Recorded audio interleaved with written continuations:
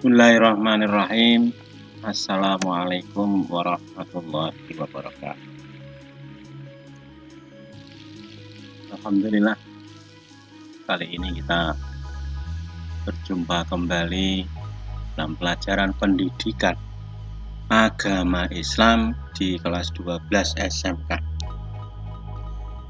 Pada pertemuan ini kita akan membahas bab yang kelima, yaitu menyembah Allah Subhanahu wa ta'ala sebagai ungkapan rasa syukur.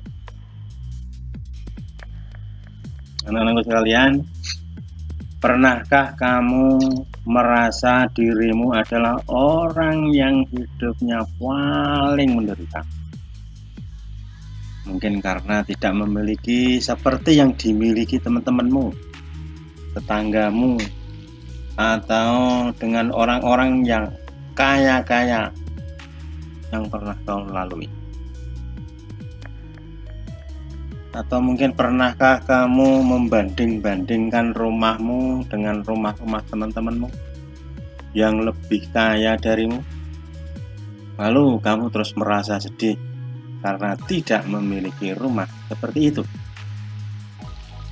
Atau pernahkah merasa hidupmu itu terasa sengsara karena kamu dan keluargamu harus bekerja ekstra keras hanya sekedar untuk mencukupi kebutuhan hidup?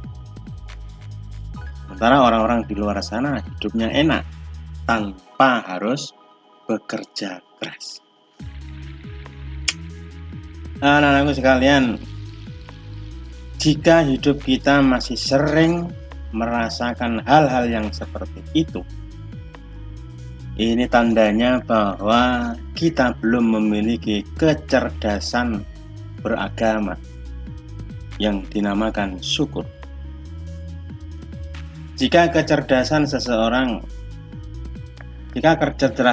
siswa itu diukur dengan nilai-nilai rapotnya, berkompetensi mengalahkan semua teman-temannya, maka kecerdasan beragama seseorang itu diukur dari bagaimana ia bersyukur.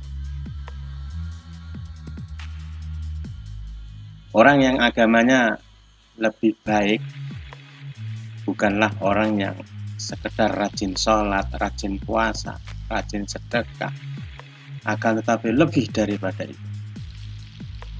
Orang yang dikatakan baik agamanya adalah orang yang memiliki satu kepandaian untuk bersyukur, bahkan dalam keadaan ketika ia tidak mempunyai apa-apa. Berikutnya, mengapa kita harus bersyukur?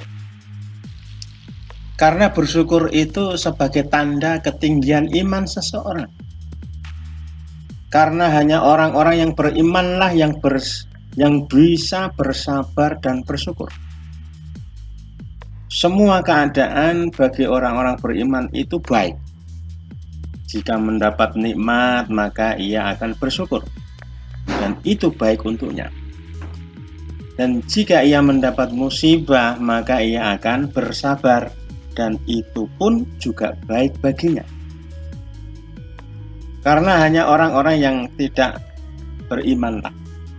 Mengapa kita harus bersyukur? Ya karena hanya orang-orang yang tidak beriman yang akan selalu mengeluh dan marah-marah, lebih-lebih ketika ditimpa musibah, sehingga semua dosa dan keburukan akan menimpanya.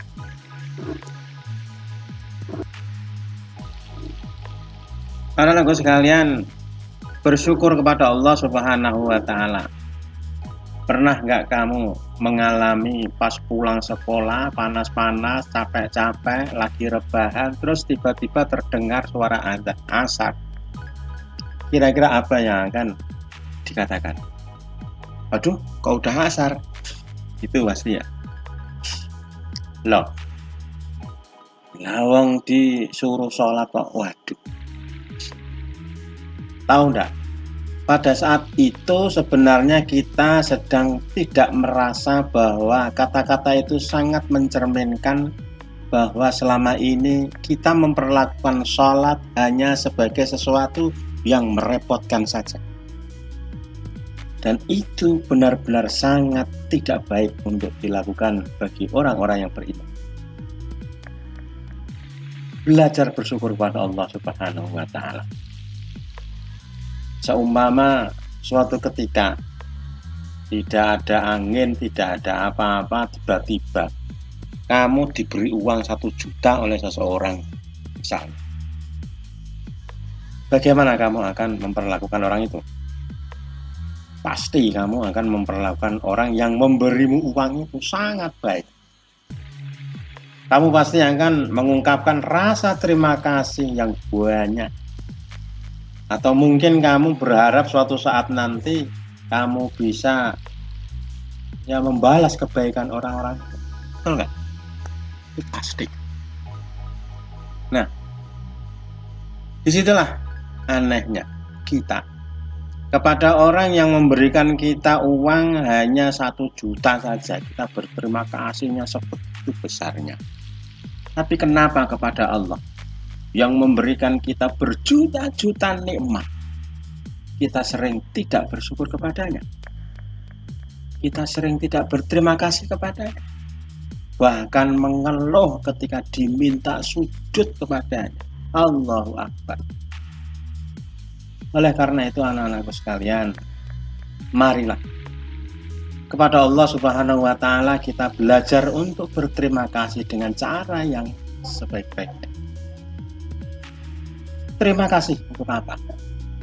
Ya karena Allah sudah memberikan nikmat yang tidak akan pernah bisa kita hitung-hitung besarnya. Nikmat apa itu? Yang jelas yang pertama adalah nikmat iman. Iman itu merupakan nikmat yang terbesar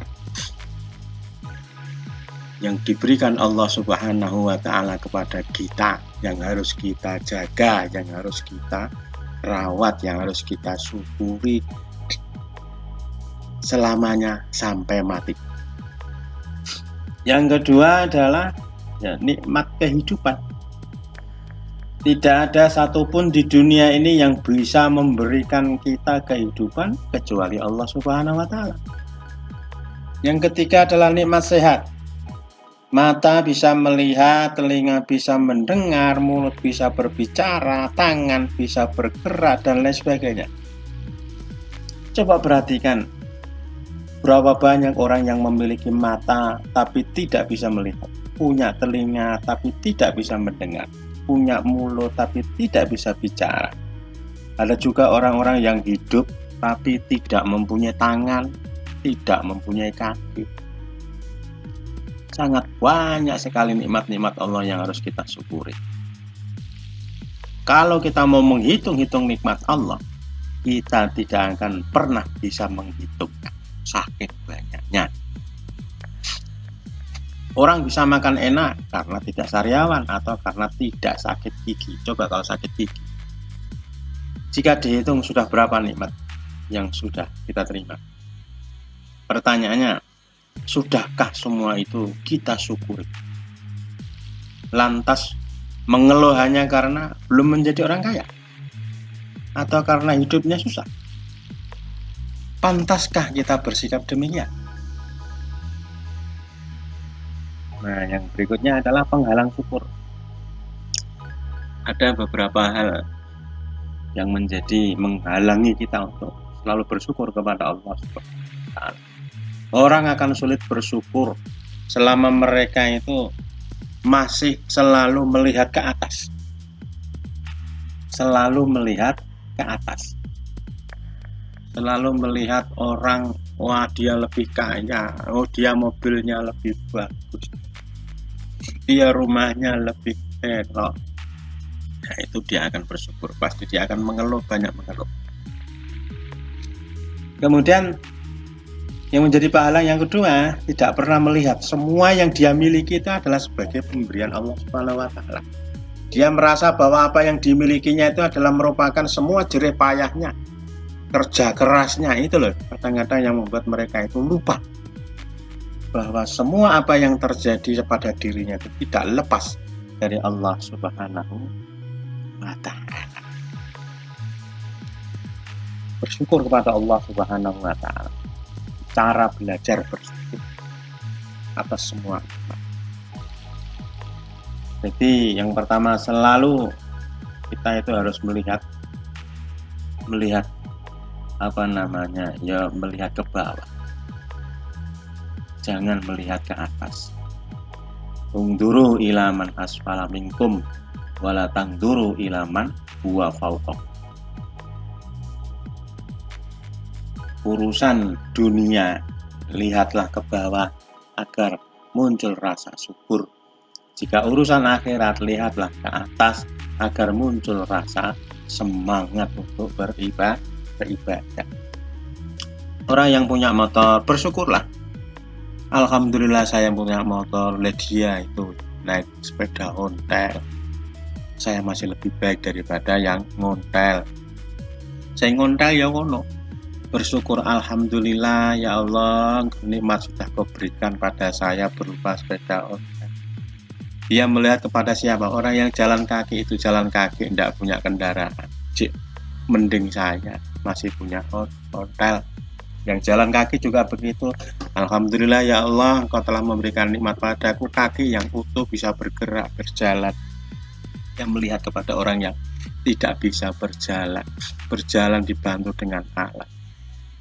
Yang berjalan dibantu dengan alat pun juga bersyukur, ya Allah, alhamdulillah Kau beri kekuatan pada tangan saya sehingga mampu memperjalankan diri saya. Hingga dia melihat orang yang lumpuh yang sudah tidak bisa apa-apa. Orang yang lumpuh tidak bisa apa-apa pun juga masih bersyukur, alhamdulillah. Ternyata nikmat yang Kau berikan kepada saya. Dia melihat apa? Orang yang sudah meninggal dunia. Dengan begitu maka akan muncul rasa syukur yang luar biasa kepada Allah Subhanahu wa Ta'ala. Belajar melihat semua yang dimiliki itu adalah pemberian Allah Subhanahu wa Ta'ala. Nah, bersyukur atas semua nikmat atau wujud syukur kepada Allah itu bagaimana? Yang pertama yaitu memperbanyak mengucap hamdalah, perbanyak hamdalah, alhamdulillah. Yang kedua, beribadah yang benar. Rasul sebagai wujud syukur beliau Rasulullah itu memperbanyak sholatnya diperbanyak, sholat malamnya ditambah, sholat sunnah yang lainnya, tidak hanya sholat fardu saja. Jadi beribadah yang benar. Jika kita orang yang bersyukur, maka tambahkanlah ibadahmu kepada Allah. Sholat duha, setelah sholat kita ya jangan langsung pergi, ya berhentilah sejenak. Apa?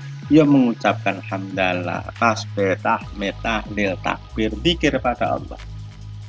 Kemudian yang ketiga yaitu bersyukur kepada kedua orang tua.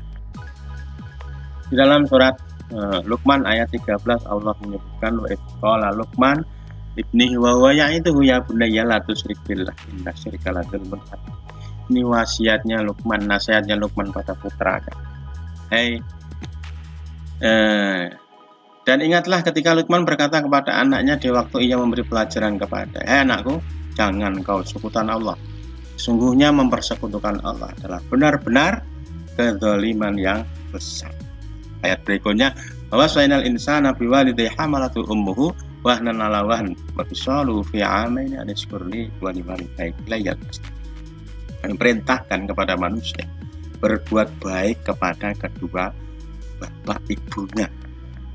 Ibunya telah mengandungnya dalam keadaan lemah dan bertambah-tambah dan menyapihnya dalam 2 tahun. Bersyukurlah kepada kedua orang ibu bapakmu. Hanya kepadakulah kembali. Dalam suatu hadis disebutkan ridallahu fi ridal walidain wa suhtullah fi suhtil walidain. Dalam ayat lain juga disebutkan wala tusyrik billahi wa bil walidaini ihsana. Jangan kau sekutukan Allah dan berbuat baiklah kepada kedua orang tua kamu. Itu wujud rasa syukur kita kepada Allah Subhanahu wa Ta'ala. atas semua nikmat-nikmat yang sudah kita terima. Demikian, semoga bermanfaat. Insya Allah akan kita lanjutkan pada pertemuan yang akan datang. Kurang lebihnya mohon maaf. Akhirul kalam. Assalamualaikum warahmatullahi wabarakatuh.